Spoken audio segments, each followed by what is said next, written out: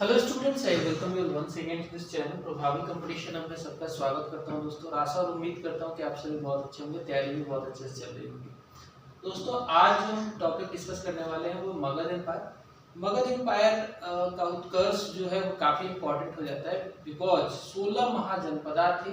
उन 16 महाजनपदा में जो सबसे बड़ा महाजनपद बना, बाकी सब तो एलिमिनेट हो गए, वो था मगध। ठीक है, मगध। तो मगध का उत्कर्ष भी कहते हैं, मगध पे एम्पायर्स जो बने वो भी टॉपिक हो सकता है। ठीक है, तो कहानी ये है कि धीरे धीरे लोग अब जब सेटल लाइफ जीने लग गए थे तो जनपद बनने लगे थे। सबसे पहले जो थे बैकग्राउंड में जनपदा बनने लग गए थे, जनपदा। ठीक है, छोटी छोटी जो सिटीज थी वो जनपदा कहलाने लग गई थी, जनपदा। तो पहले जनपदा बनी। तो ये देखो, तो देखा जाए तो ये जो है ना दो शब्दों से बना है।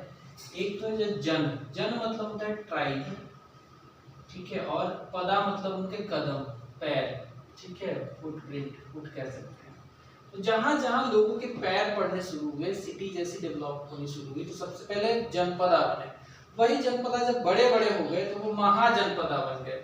ठीक है, ये इवॉल्व होकर महाजनपदा बनने लग गए, महाजनपदा बनने लग गए। और ये महाजनपदा जो थे एक समय में 16 महाजनपदा थे। ठीक है, 16 महाजनपदा की ऐसे ही धीरे धीरे करके जनपद से होते होते जनपदा बनने लग गए, महाजनपदा। और ये 16 नंबर में थे। इन 16 में से जो सबसे इंपॉर्टेंट निकल के आता है, सबसे महत्वपूर्ण, क्योंकि मतलब एक एम्पायर बनता है, वो था मगध महाजनपद। ठीक है, मगध महाजनपद। मगध का जो एरिया है, मगध का जो एरिया है वो हम देखेंगे तो बिहार में पटना और गया वाला जो रीजन है, वो वाले रीजन पे ये मगध हुआ करता था। वो वाले रीजन पे ये मगध हुआ करता था, पटना और गया वाले रीजन पे ये मगध हुआ करता था। तो मगध जो है इन 16 महाजनपदाओं में सबसे महत्वपूर्ण और सबसे कह सकते हैं कि पावरफुल महाजनपदा बना। उसके बहुत सारे कारण थे, जैसे कि बिंबिसार जैसे महान शासकों का वहां पे फुटप्रिंट पड़ना, हर एक डायनेस्टी का आना। ठीक है, तमाम ऐसी कहानियां बनती है। तो सबसे पहले मगध को कवर करने से पहले मैं कहूंगा कि कुछ ऐसे महाजनपद जो काफी इंपॉर्टेंट है और दो दो कैपिटल्स होल्ड करते थे, उनकी जो कैपिटल्स थी और उन जनपदाओं के बारे में थोड़ी सी जानकारी हम देख लेते हैं। ठीक है, वैसे तो 16 महाजनपदा है। ठीक है, लेकिन कुछ इंपॉर्टेंट में देखें तो कौशल आता है। ठीक है, सबसे पहले आता है कौशल महाजनपदा।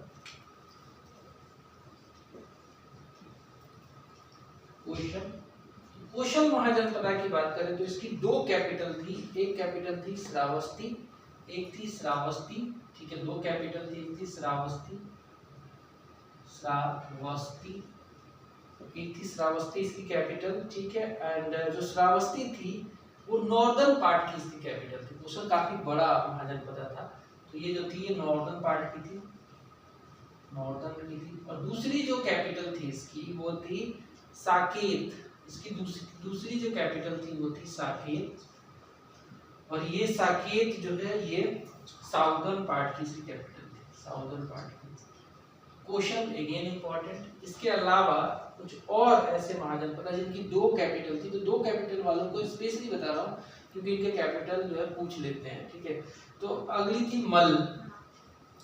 मल जो थी दोस्तों, ये जो पावा वाला रीजन है, या फिर जो कह सकते हैं कुशीनगर वाला जो रीजन है, कुशीनगर और पावा वाला रीजन है, वो वाले रीजन में हुआ था। कुशीनगर काफी फेमस था क्योंकि गौतम बुद्ध की मृत्यु वहीं पे हुई थी। ठीक है, कुशीनगर में। तो इसकी दो कैपिटल थी, नंबर 1 पावा और नंबर 2 इसकी जो कैपिटल थी वो थी पावा के अलावा देखें तो नंबर 2 कैपिटल थी कुशीनगर, कुशीनगर। दो कैपिटल इसकी थी मल्ल की। मल्ल काफी कहते हैं कि आप अभी देखोगे ना तो यूपी और बिहार के बॉर्डर वाला रीजन वाला जो था वो ये रीजन प्रथम मल्लों की। पांचाल, पांचाल जो महाजनपद था उसकी जो कैपिटल थी, पांचाल की बात करें, पांचाल की भी दो कैपिटल थी। तो नंबर 1 जो थी वो थी पांचाल की अचीचत्रा, अचीचत्रा। नंबर 1 कैपिटल क्या थी? अचीचत्रा। ठीक है, नंबर 1 कैपिटल अचीचत्रा। और ये अगेन ये भी दो भागों में बटा हुआ था पांचाल का। जो नॉर्दर्न पार्ट था उसका ये कैपिटल था नॉर्दर्न, एन लिख दो। और दूसरी जो कैपिटल थी पांचालों की वो थी अचिचत्रा के अलावा वो थी कंपिल्या। कंपिल्या कंपिल्या इसकी दूसरी कैपिटल थी जो कि साउदर्न कैपिटल थी। तो ये भी दो भागों में बटा हुआ था। तो हमने देखा कोसल की दो कैपिटल श्रावस्ती नॉर्दर्न, साकी एक साउदर्न, मल्ल की दो कैपिटल पावा और Kushinagar. Kushinagar again important because यहाँ पे महापरिनिर्वाण जो है ये गौतम बुद्ध का यहाँ पे हुआ था। पांचालों की दो कैपिटल अचिचत्रा और काम्पिल्या। ठीक है, ये इतना हम जो है देखते हैं। इसके अलावा भी और भी कुछ महाजनपद थे जिनकी दो कैपिटल थी, उसके बारे में देख सकते हैं। ये सारी चीजें हो रही होती है दोस्तों छठी शताब्दी के आसपास, छठी शताब्दी बीसी के आसपास, छठी शताब्दी बीसी के आसपास की पूरा इतिहास है। नेक्स्ट आता है अवंती। अवंती जो है इसकी भी दो कैपिटल थी, अवंती की भी दो कैपिटल थी। नंबर 1 पहली कैपिटल इसकी उज्जैनी थी, उज्जैनी, उज्जैनी थी। ठीक है, ये नॉर्दर्न अवंती की कैपिटल थी, नॉर्दर्न लिख देते हैं, एन लिख देते हैं। दूसरी जो कैपिटल थी इसकी वो थी माहिष्मती, साउदर्न कैपिटल माहिष्मती, माहिष्मती ये थी साउदर्न कैपिटल। तो अवंती की भी दो कैपिटल उज्जैनी और माहिष्मती। तो दोस्तों इतनी जो है जानकारी, थोड़ा सा मगध से पहले मैंने आपको बताया कि कुछ ऐसे भी महाजनपद थे जो कि जिनकी दो दो कैपिटल हुआ करती थी। और ये इंपॉर्टेंट है, पूछ लिया जाता है। वैसे तो 16 के 16 महाजनपद इंपॉर्टेंट है, तो आप उसको एक बार गूगल पे भी सर्च करके देख सकते हो। हम जो है मुख्यतः मगध एम्पायर की यहाँ पे क्लास है तो उसी की बात करेंगे। ठीक है, चलिए मगध एम्पायर से पहले मैं कहूँ कि कॉइन्स की जो स्टडी होती है पुराने कॉइन्स की, वो जो है उसे न्यूमिस्मेटिक कहते हैं। और जो ओल्डेस्ट कॉइन में इंडिया में पाया गया था वो छठी शताब्दी बीसी में ही पाया गया था। और मौर्यों का ये जो है उसी के आसपास, Maurya middle of the Mauryan period में पाया गया था। कुछ हैमर्ड कॉइन जिसे पंच मार्क कॉइन कहते हैं, कुछ मेड ऑफ सिल्वर हुआ करते थे और कुछ मेड ऑफ गोल्ड हुआ करते थे। ठीक है, तो कॉइन्स की अगर हम बात करते हैं, कॉइन्स की बात करते हैं, जब हम कॉइन्स की बात करते हैं तो हम इसको, इस स्टडी को स्टडी ऑफ न्यूमिस्मेटिक कहते हैं, स्टडी ऑफ न्यूमिस्मेटिक कहते हैं, न्यूमिस्मेटिक। ठीक है, कॉइन्स की स्टडी को क्या कहते हैं, इस स्टडी को न्यूमिस्मेटिक कहते हैं, इसकी स्टडी को न्यूमिस्मेटिक कहते हैं। स्टडी ऑफ कॉइन्स की बात करें तो इसकी स्टडी को हम क्या कहते हैं, न्यूमिस्मेटिक कहते हैं। और सबसे पुराने जिसे आहत कॉइन्स भी कहते हैं, पंच मार्क कॉइन्स कहते हैं, पंच मार्क कॉइन्स। ये जो कॉइन्स है छठी शताब्दी बीसी के आसपास में ही, 6th सेंचुरी बीसी के आसपास में ही देखने को मिलता है। 6th सेंचुरी बीसी में ही ये हमें देखने को मिलता है। ठीक है, तो पंच मार्क से इस तरीके का कुछ कॉइन हुआ करता था, इस तरीके का स्क्वायर शेप का हो सकता था, किसी भी तरीके का हो सकता था, शेप इतना कोई वो नहीं होता था। और इस पे पंच किया जाता था, कोई सिंबल जैसे मतलब किसी धातु पे पंच करोगे तो कैसा दिखेगा, कुछ इस तरीके से उठा उठा, कुछ इस तरीके से पंच जो है इस पे करते थे। तो पंच मार्क कॉइन हुआ करते थे। इसके अलावा जो है सिल्वर के कॉइन्स भी देखे गए इस समय, silver coins, stamp mark coins भी देखे गए, स्टाम्प मार्क कॉइन्स भी इस समय उत्पत्ति में आए। तो वन ऑफ द ओल्डेस्ट जो था ये कॉइन्स का ही पीरियड था। ये भी इंपॉर्टेंट है, छठी शताब्दी बीसी में इस तरीके के कुछ कॉइन्स हुआ करते थे। खैर आगे बढ़ेंगे और अब हम मगध का जो उत्कर्ष है उसके बारे में अब स्पेसिफिक आते हैं।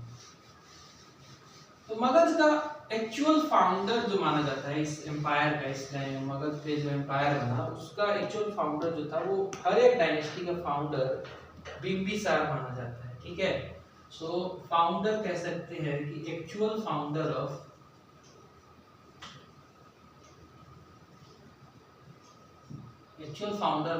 Magadh empire was Bimbisara. कौन था ये? बिंबिसार। अब ये बिंबिसार वही है जो कि काफी महान शासकों में से एक माना जाता है। ये हर्यक डायनेस्टी का फाउंडर भी था और साथ में ये बहुत ही कूटनीति के मामले में काफी आगे था। ये कूटनीति को जानता था, डिप्लोमेसी को बहुत अच्छे से समझता था। इसने 3 शादियां की थी। चेटक की पुत्री चेलन्ना से शादी किया था, ठीक है। चेटक मतलब बज्जी गणराज्य की चेटक वहां पे शासक था, उसकी पुत्री से इसने शादी कर लिया। तो बज्जियों को कहीं ना कहीं जो है इसने थोड़ा सा शांत किया था, क्योंकि इसका पीरियड जो था, इसका पीरियड मगध पे ये ऊपर इसकी जो ग्रोथ हो रही थी। लेकिन वैशाली जो था उस समय वो भी एक गणराज्य था। वैशाली में बज्जियों का शासन था और काफी करीब था मगध से, तो इसलिए वहां की चेटक की पुत्री चेलन्ना से इसने शादी कर ली। फिर इसने जो है पंजाब की मद्र राजकुमारी से भी, जो खेमा नाम था, उससे भी शादी किया था। तो चेटक की पुत्री चेलन्ना कोसल नरेश किंग की प्रसेनजीत की सिस्टर से भी शादी की थी, कोसला देवी से शादी की थी। तो 3 शादियां किया था और इस तरीके से जो बड़े बड़े उस समय के महाजनपद थे उनसे लड़ाइयों से बच गया, ठीक है। लड़ाइयों से बचा और काशी, कोसल नरेश प्रसेनजीत की बहन से जब कोसला देवी शादी किया तो काशी इसको डॉरी में मिल गया था बिंबिसार को। इतनी कहानी जो है इसकी मैट्रिमोनियल अलायंसेस से काफी ये फेमस था। मैट्रिमोनियल अलायंसेस से काफी फेमस था। 3 शादियां किया था। एक तो बज्जी गणराज्य की पहली जो शादी थी बज्जी की, इसने चेटक की पुत्री चेलन्ना से शादी किया था। दूसरी शादी इसने जो है कोसल के नरेश प्रसेनजीत की सिस्टर कोसला देवी से शादी की थी। और काशी जो है इसको गिफ्ट के तौर पे, काशी जो है डॉरी में मिला था, डॉरी में इसको काशी मिल गया था। इसके अलावा इसने जो है पंजाब की राजकुमारी मद्र राजकुमारी थी खेमा से शादी किया। पंजाब वालों को भी इसने अपने अधीन बना लिया इस तरीके से। तो काफी ये मतलब मजबूत शासक था हर तरीके से, ठीक है। हर तरीके से कूटनीति भी जानता था, राजनीति भी जानता था और वैसे पावरफुल तो था। तो एक्चुअल फाउंडर जो है मगध का बिंबिसार था। और इसने हर्यक डायनेस्टी को फाउंड किया था 544 बीसी में और उसी के साथ ही मगध का उत्कर्ष हुआ था।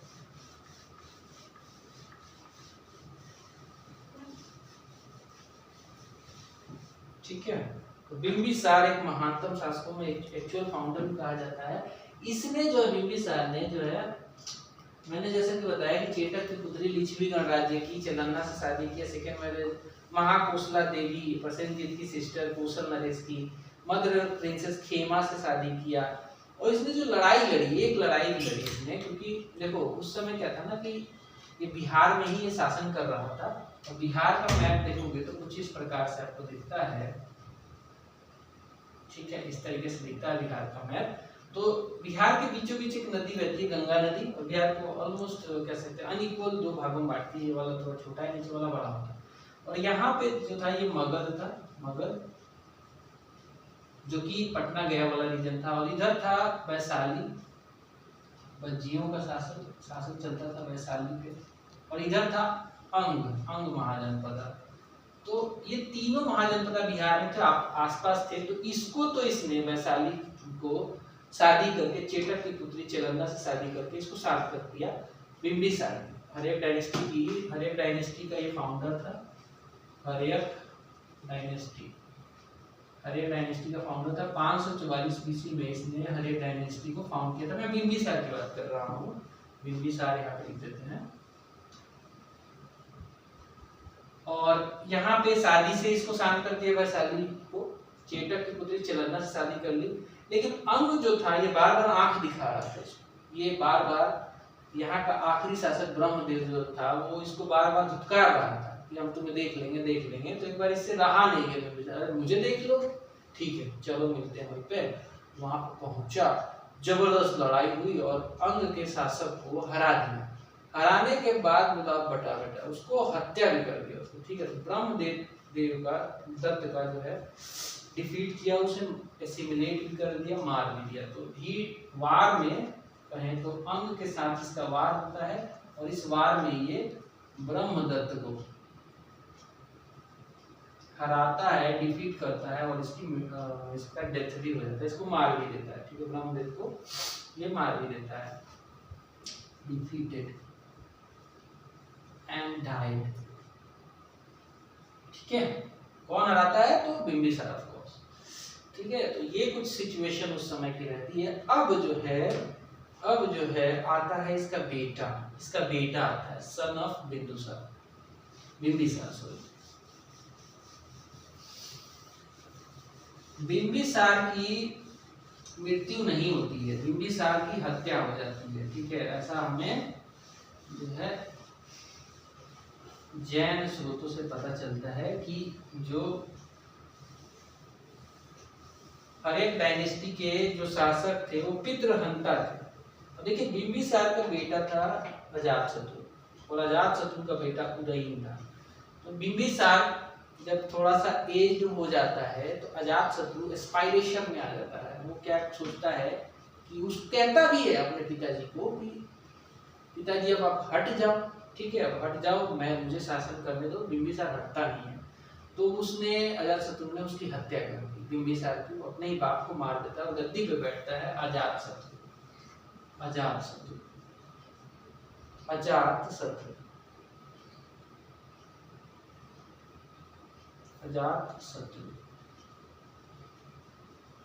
स्लेयर ऑफ इनेमी भी कहते हैं अजातशत्रु को, स्लेयर ऑफ इनेमी भी कहा जाता है। अजातशत्रु का मतलब होता है कि दुश्मनों का नाशक, ठीक है। अजातशत्रु अपने ही पिता की हत्या करके, तो इसीलिए इनको कहते हैं ना कि ये पितृहंता कहा जाता है, पिता के ही हत्यारे थे, ठीक है। तो अजातशत्रु खैर गद्दी पे बैठता है। बिंबिसार का ऑफ कोर्स बेटा होता है और इसके कई सारे नाम दिए जाते हैं। इसको कुनिक कहा जाता है। बिंबिसार को श्रेणिक कहा गया है और इसको कुनिक कहा गया है। कुनिक, ये पूछता है सवाल, इसको कुनिक कहा जाता है, ठीक है, कुनिक कहा जाता है। ये जो है अगेन अब थोड़ी सी कहानी होती है। जब तक बिंबिसार रहता है तब तक अजातशत्रु जो है कौशल से अच्छे संबंध रखता है, ऑफ कोर्स प्रसेनजीत को इतना तंग नहीं करता है। जैसे ही अपने बाप को मारे गद्दी पे बैठता है, इसके क्या लगता है, अब होता क्या है कि जैसे बाप को मारता है तो प्रसेनजीत नाराज हो जाता है कि यार मेरे ही मतलब सिस्टर का के हस्बैंड का हत्यारा है, तो वो नाराज होकर काशी छीन लेता है। जैसे बिंबिसार की हत्या होती है उसके बेटे के द्वारा, तो काशी छीन लेता है प्रसेनजीत, कौशल का शासक, जो कि काशी डॉरी में दिया गया होता पहले। तो अब जो है अजातशत्रु को गुस्सा आता है और चढ़ाई कर देता है, ठीक है, लड़ाई होती है और वहां पे अगेन जो है प्रसेनजीत को नतमस्तक होना पड़ता है, क्योंकि अजातशत्रु अगेन एक बहुत ही खतरनाक शासक होता है। तो अजातशत्रु की शादी जो है प्रसेनजीत अपनी बेटी से करा देता है, अपनी सिस्टर की शादी इसके बाप से कराता है और अपनी बेटी की शादी जो है अजातशत्रु से करा देता है प्रसेनजीत।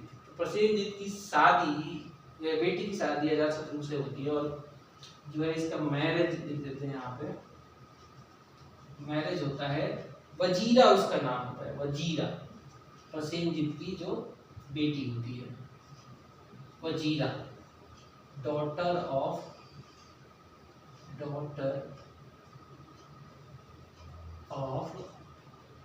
प्रसेनजीत, जो कि प्रसेनजीत खुद कौशल का शासक होता है, ठीक है। तो ये कहानी आपको समझ में आई होगी। इसके अलावा फर्स्ट बुद्धिस्ट काउंसिल होता क्या है, 483 बीसी में डेथ हो जाता है गौतम बुद्धा का डेथ हो जाता है। इसी के परिणाम स्वरूप जो है फर्स्ट बुद्धिस्ट काउंसिल ऑर्गेनाइज करा दिया जाता है। फर्स्ट काउंसिल, बुद्धिस्ट काउंसिल जो है, अजातशत्रु को लगता है कि अब देखो गौतम बुद्धा की तो मृत्यु हो गई है, तो अब क्यों नहीं कि उनकी टीचिंग्स जो है उनको कलेक्ट किया जाए काउंसिल बना के। तो फर्स्ट बुद्धिस्ट काउंसिल जो है 483 बीसी में ही ऑर्गेनाइज कर दी जाती है राजगीर में। ये फर्स्ट बुद्धिस्ट काउंसिल जो है ये राजगीर में ऑर्गेनाइज की जाती है, ठीक है, राजगीर में। फिर इसके बाद क्या होता है, अजातशत्रु ने जो कांड किया होता है वही कांड इसके साथ भी हो जाता है। ये पितृहंता है, अपने बाप को मार के आता है, वही काम उदयन जो कि इसका बेटा है, बोला अच्छा तुमने तो ये किया था मुझे याद है, अब तुम भी चलो बेटा, इसको मार देता है इसका बेटा उदयन और गद्दी पे बैठ जाता है। इसीलिए हरेक डायनेस्टी के जो किंग्स हैं उनको पितृहंता कहा गया है, उनको पितृहंता कहा गया। जो काम अजातशत्रु ने किया वही काम जो है उसका बेटा भी करता है। तो इसका बेटा आता है उदयन।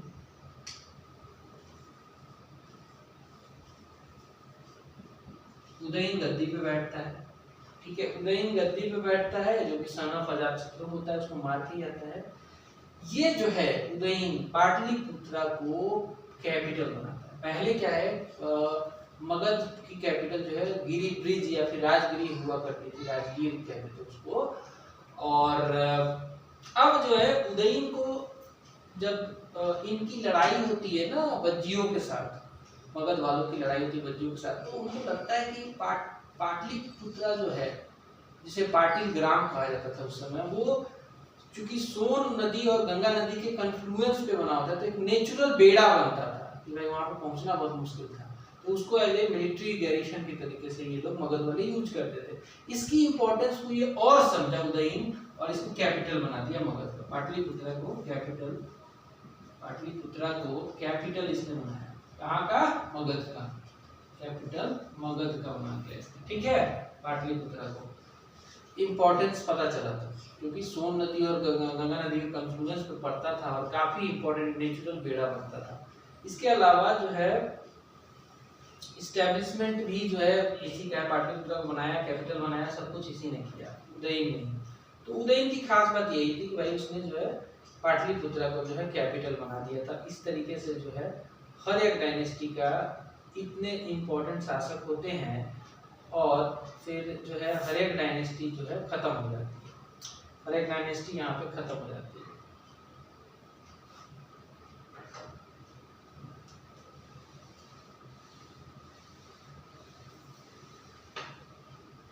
ये 3 महान शासक होते हैं, इसके बाद चित्रकूट शासक आते हैं, खत्म हो जाती है हर एक डायनेस्टी। इसके बाद मजबूत शासक नहीं आते हैं। फिर आती है शिशुनाग डायनेस्टी, मगध पे ही चल रहा है, मगध डायनेस्टी, मगध पे हर एक डायनेस्टी अब खत्म होती है। फिर स्टैब्लिशमेंट होता है शिशुनाग डायनेस्टी का, ठीक है। शिशुनाग डायनेस्टी का जो है स्टैब्लिशमेंट होता है, शिशुनाग डायनेस्टी का स्टैब्लिशमेंट होता है। मगध पे कौन आता है? शिशुनाग डायनेस्टी आती है। तो इसका फाउंडर जो था वो शिशुनाग ही था, फाउंडर जो था वो शिशुनाग ही था। फाउंडर कौन था शिशुनाग डायनेस्टी का? तो शिशुनाग ही था फाउंडर। और ऐसा माना जाता था कि शिशुनाग जो था एक तबायफ का लड़का था, प्रोस्टिट्यूट का लड़का था, जो कि प्रोस्टिट्यूट रहती थी लिच्छवी के किंग के साथ। तो इसकी कहानी ये है कि महावंशिका के हिसाब से माने, महावंश जो है जैन का एक स्रोत माना जाता है। तो ये एक प्रोस्टिट्यूट का लड़का था,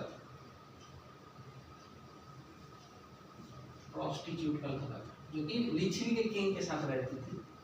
प्रोस्टिट्यूट का लड़का था, लड़का तो किसी का भी था, वो फर्क नहीं पड़ता है। बट इम्पोर्टेंट ये है कि इसने जो है शिशुनाग डायनेस्टी की नींव रखी थी।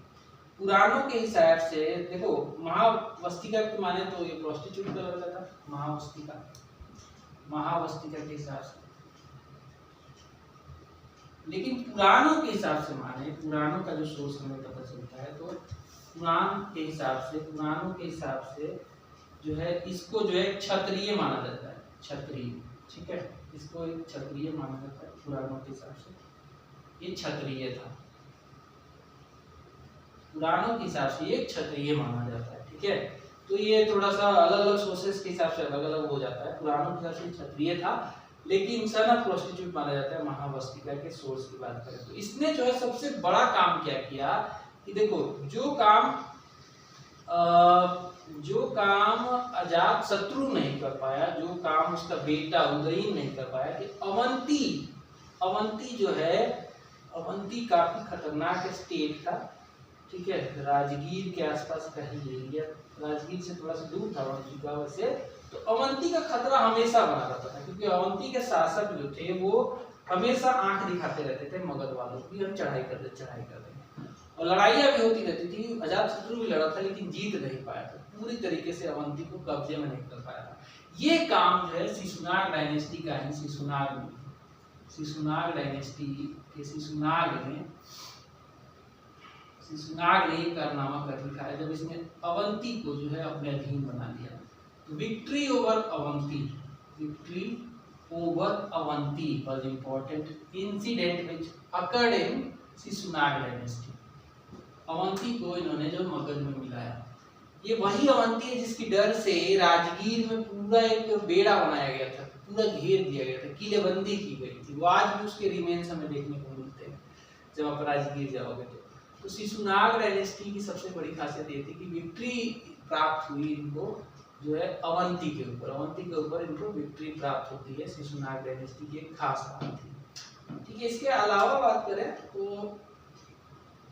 अवंती के ऊपर विक्ट्री, इसके अलावा मगध का जो है मालवा तक एक्सपेंशन होना, मालवा रीजन तक जो है मगध का एक्सपेंशन होना।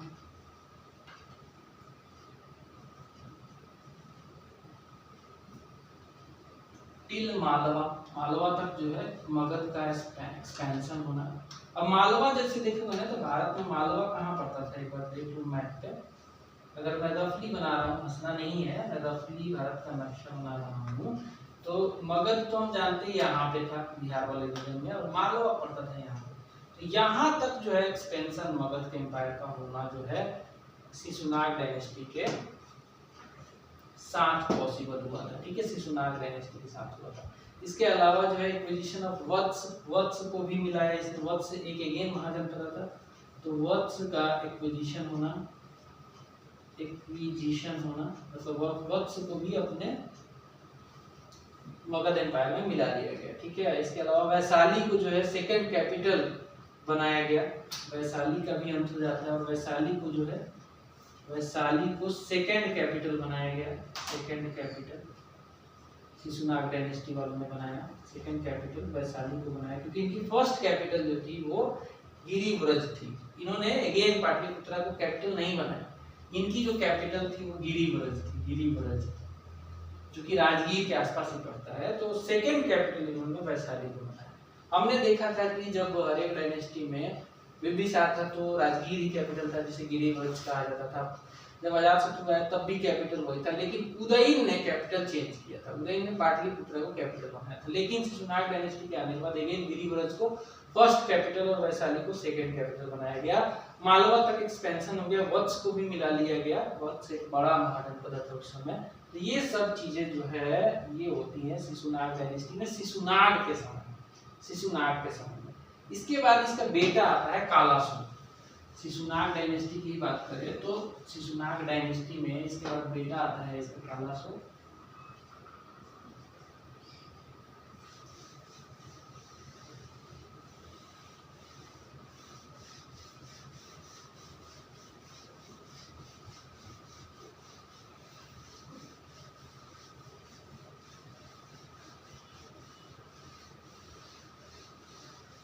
अब आता है यहाँ पे कालासोक जो कि बेटा था। कालासोक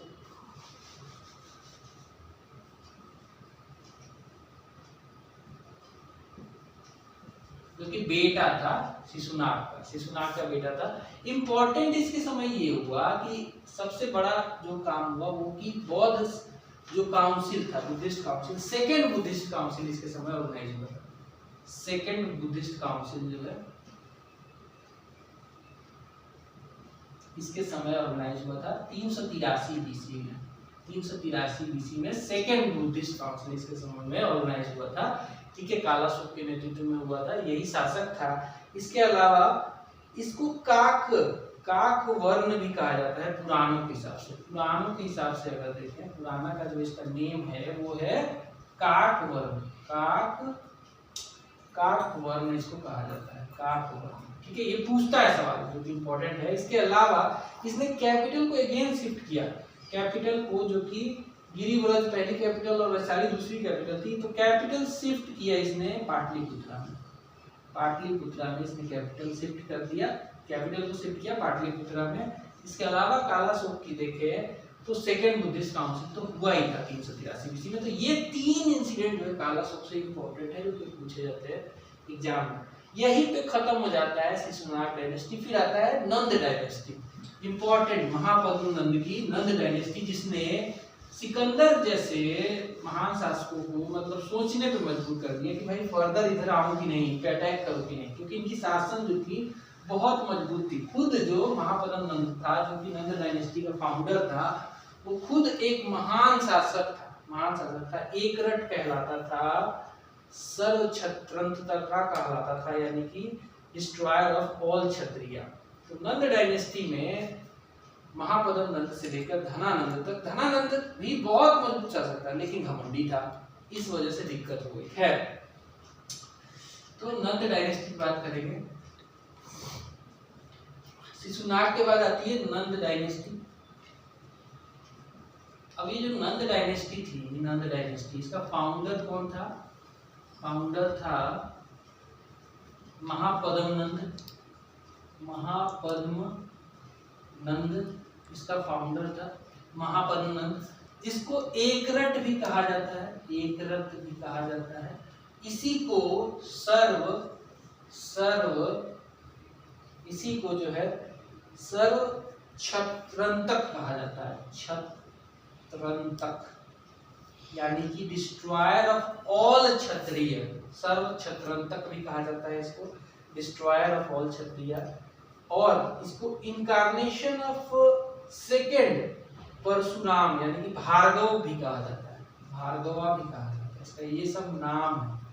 भार्गवा महान शासक था, 344 BC में इसने जो है फाउंडिंग रखा था, फाउंड किया था नंद डायनेस्टी।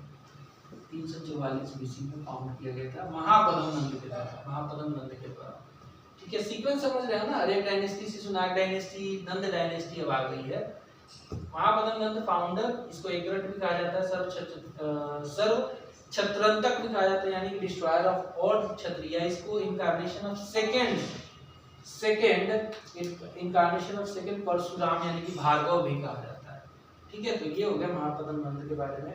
कुछ अलग फैक्ट्स की बात करें तो इसने जो है एस्टैब्लिशमेंट ऑफ गवर्नेंस इसने किया था। एकरट टाइटल था कलिंग विजय, कलिंग पे विजय हुआ था इसका। ठीक है, कलिंग को जीता था इसने, महापद्म नंद ने कलिंग को जीता था, कलिंग वाज कंक्वर्ड। और ये हमें पता चलता है कि कलिंग पे विजय हुई थी इसकी। ये हमें खारवेल की जो है हाथी गुम्फा की इंक्रिप्शन, खारवेल उस समय कलिंग पे शासन करता था, तो इसकी खारवेल की हाथी गुम्फा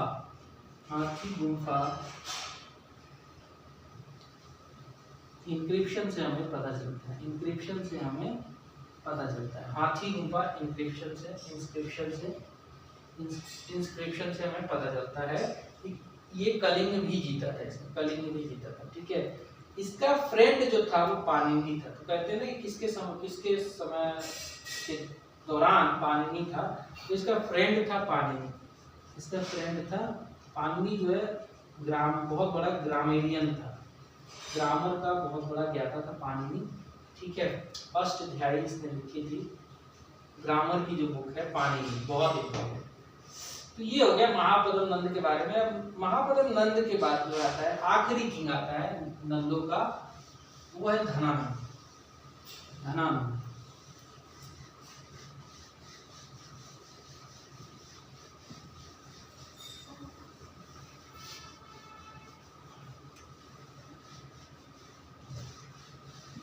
अब गद्दी पे बैठ जाता है धनानंद।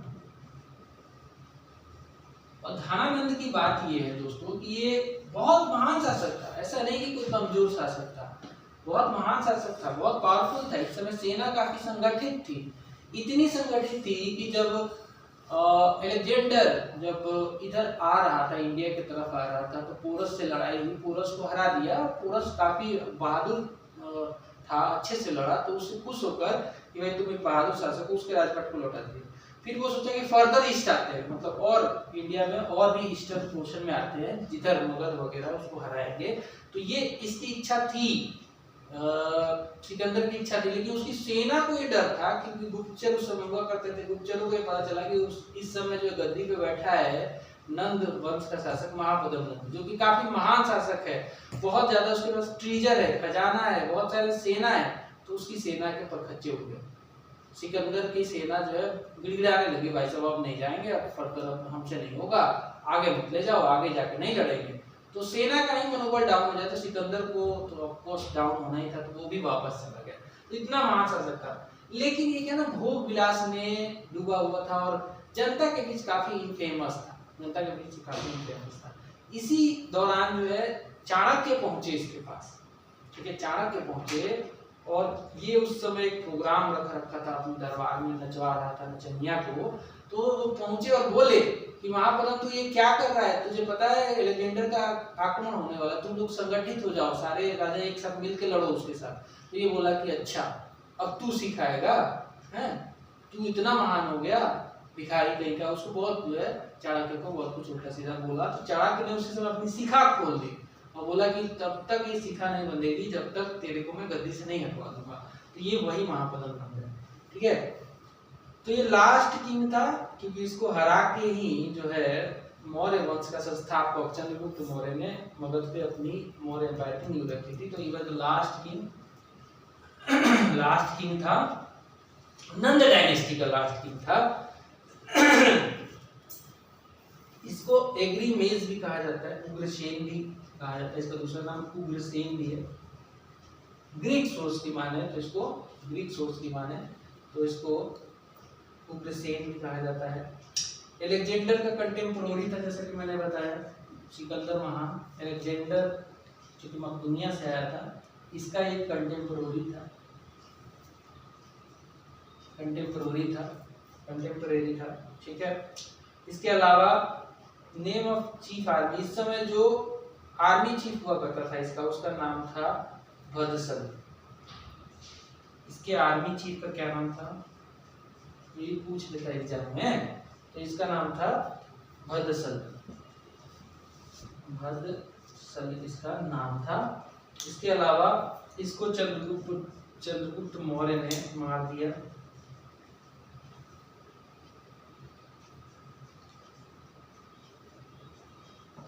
मौर्य मर्डर्ड हिम, ठीक है, मार के नंदू का बिल्कुल सफाया करके खुद गद्दी पे बैठ गया, ठीक है। जैन अमात्य जो थे इसके, वो थे सक्तल और स्थूलभद्रा। इसके दो जैन अमात्य भी थे, पूछ लेता है ये भी कि कौन कौन से जैन अमात्य इसके साथ जुड़े हुए थे। तो वो थे सक्तल एंड स्थूलभद्रा। स्थूलभद्रा वही थे जिनके समय में श्वेतांबर और दिगंबर बटा था, स्थूलभद्रा, ठीक है। जैन जो है अमात्य थे। तो ये था आखिरी किंग धनानंद, ठीक है, जिसके समय तक नंद डायनेस्टी टिकी हुई थी, फिर नंद डायनेस्टी खत्म हो जाती है। अब जब नंद डायनेस्टी दोस्तों खत्म होती है, तब आती है मौर्य डायनेस्टी। इसके बीच में मौर्य डायनेस्टी के आने से पहले तक जो है कुछ एलियन इन्वेशन होते हैं, भारत में फॉरेन इन्वेशन होते हैं, उनको देख लेते हैं। भारत पे कुछ फॉरेन इन्वेशन होते हैं, जिसमें ईरानियन इन्वेशन होता है, ग्रीक इन्वेशन होता है, और ये जो है चलता रहता है जब तक कि चंद्रगुप्त मौर्य गद्दी पे नहीं बैठता, ठीक है। इसी दौरान जो है इन्वेशन शुरू हो जाते हैं, इन्वेशन शुरू हो जाते हैं भारत पे, जिसे फॉरेन इन्वेशन कहते हैं, ठीक है। कुछ फॉरेन इन्वेशन देखेंगे।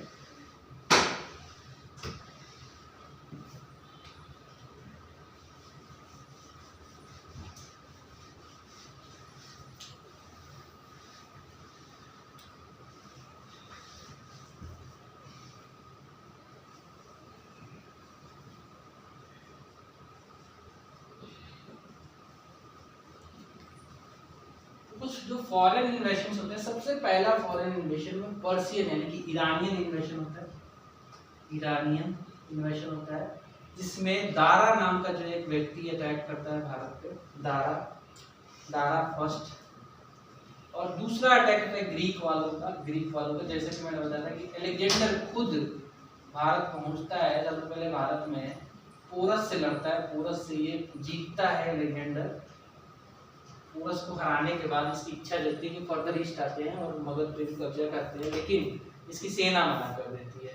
तो ये दो इन्वेशन हुए। इसके अलावा जो ग्रीक इन्वेशन हुआ स्पेसिफिक, उसके बाद भी होते रहे। तो ग्रीक इन्वेशन में जो ग्रीक इन्वेशन हुए उसमें जो सोर्सेस क्या क्या हैं, कहाँ से पता चलता है कि ग्रीक इन्वेशन में खासकर अलेक्जेंडर और उसके बाद के तो जो सोर्सेस हुए जहाँ से हमें ये पता चलता है कि ग्रीक इन्वेशन हुए हैं, वो एक तो बेहिस्तून है जो कि इंस्क्रिप्शन है, बेहिस्तून इंस्क्रिप्शन है, बेहिस्तून इंस्क्रिप्शन है, इंस्क्रिप्शन है बेहिस्तून का। और इसमें जो है 23 प्रोविंसेस 23 प्रोविंसेस जो है होते हैं डेरियस वन के मेंशन किए गए हैं, ठीक है। 23 प्रोविंसेस होते हैं डेरियस वन के, ठीक है। डेरियस वन जो कि ग्रीक शासक होता है, डेरियस वन। इसके 23 प्रोविंसेस हैं, जिसमें 20वां जो प्रोविंस है वो भारत में होता है, ठीक है। दारा का एम्पायर होता है भारत में, 20वां इंडिया में होता है जो कि दारा का एम्पायर होता है। 20वां प्रोविंस जो है, 20वां प्रोविंस ग्रीकों का जो है वो भारत में होता है। दारा का एम्पायर इसको कहा जाता है, दाराज एम्पायर इसको कहा जाता है, ठीक है। तो ये कुछ जो है सोर्स बेहिस्तून इंस्क्रिप्शन से पता चलता है कि 23 प्रोविंसेस थे ग्रीक शासक डेरियस वन के, उसमें से जो 20वां जो प्रोविंस था वो दारा का एम्पायर था जो कि भारत में, ठीक है। तो ये हुआ इसके बारे में। कुछ और इम्पोर्टेंट फैक्ट्स देख लेते हैं, कुछ और इम्पोर्टेंट फैक्ट्स देखते हैं, फिर इस वीडियो को वाइंड अप करेंगे और एक अगले वीडियो में जो है हम लोग मौर्यन एम्पायर की बात करेंगे। मौर्यन एम्पायर की बात करेंगे क्योंकि मगध से ही सबसे बड़ी एम्पायर बनी। चलिए अब आता है कुछ और इम्पोर्टेंट फैक्ट्स।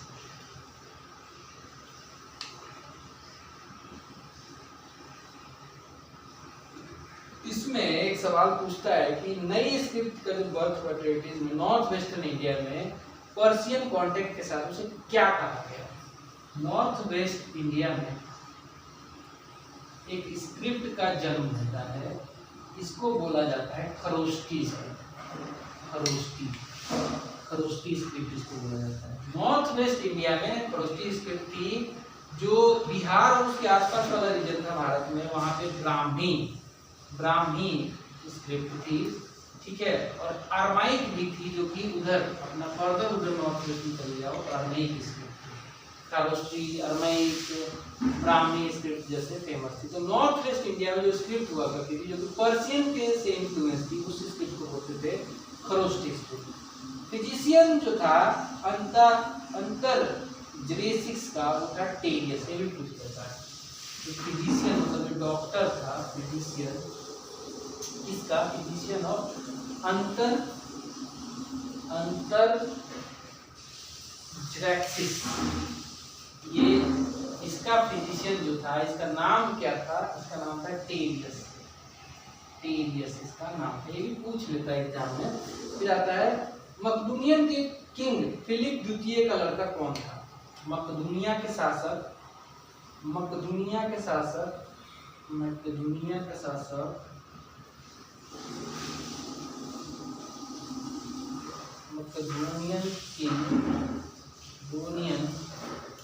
किंग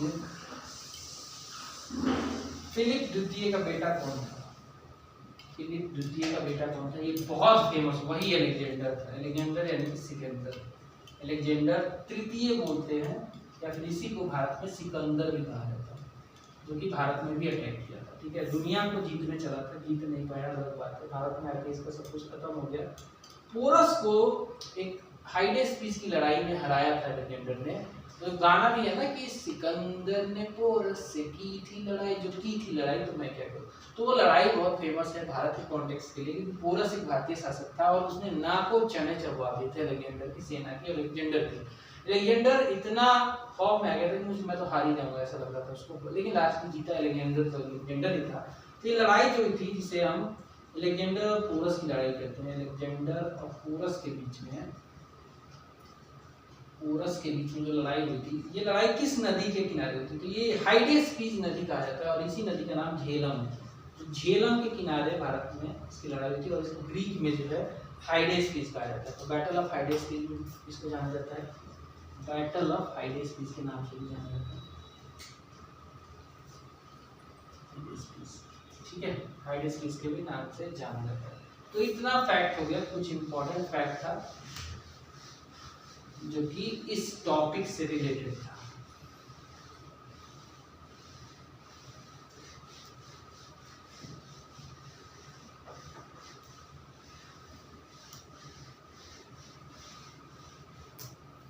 अब दोस्तों एलेक्जेंडर के बारे में तो मैंने बता ही दिया था कि कंटेम्पोररीज का धनानंद था, इसने अकमेडियन एम्पायर को घेरा। तो दोस्तों जब चला था दुनिया से तो सबसे पहले उसकी लड़ाई अकमेनिद एम्पायर से हुई थी और पूरा उसको तहस नहस कर दिया था। अकमेनिद जो एम्पायर था वो ईरान वाले रीजन के आसपास का, और जो पाकिस्तान है, ईरान है, अफगानिस्तान, वो वाले रीजन को पूरा हराया था।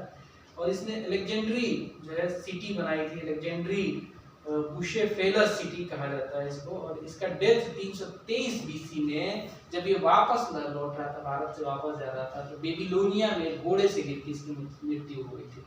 ठीक है, तो एलेक्जेंडर के कुछ और फैक्ट्स है, लिख देता हूँ कि भाई ये जो था इसने जो है डिमोलिश कर दिया था, डिमोलिश्ड द अकमेनिड एम्पायर। दूसरी बात की जो है, ये जो था इसने एक सिटी बनाई थी, उस सिटी का नाम क्या था? उस सिटी का नाम था एलेक्जेंड्री। एलेक्जेंड्री, एलेक्जेंड्री क्या नाम था इसका? ब्यूसेफेलस सिटी, ब्यूसेफेलस सिटी। ठीक है, और इसका डेथ कब होता है? तो डेथ जब ये भारत से वापस जा रहा था तो उसी दौरान में 323 बीसी में इसकी मृत्यु घोड़े से गिर के कहाँ पे हो जाती है? बेबीलोन में इसकी मृत्यु हो जाती है। That's all from this video। I hope आपको पसंद आएगा, पसंद आया लाइक से सब्सक्राइब जरूर करना इस चैनल को। मिलेंगे अगले वीडियो में जिसमें हम पढ़ेंगे दोस्तों, क्या पढ़ेंगे? पढ़ेंगे मौर्यन एम्पायर। Bye bye.